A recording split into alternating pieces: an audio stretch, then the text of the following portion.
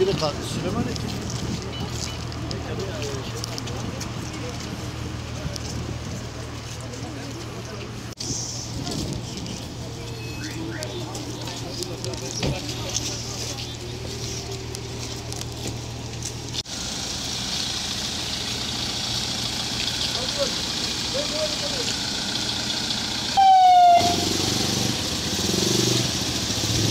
Yaşında.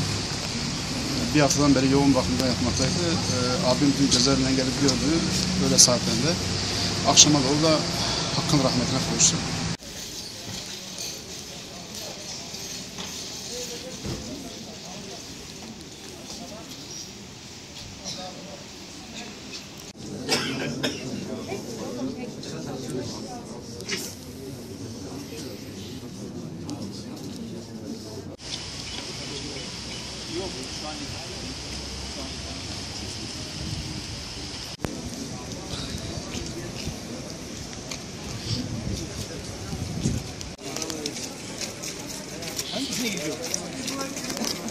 Vur Mehmet'le.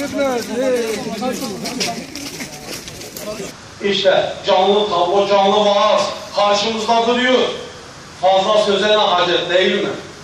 Ama şunu bilelim, şunu iyi okumamız ve belirlememiz lazım.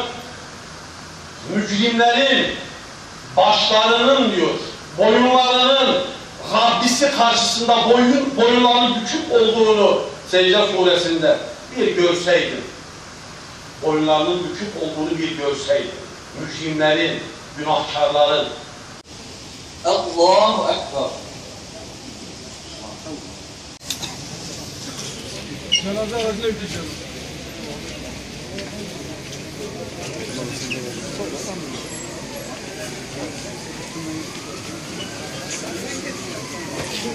Tamam şu an çek. Gidelim.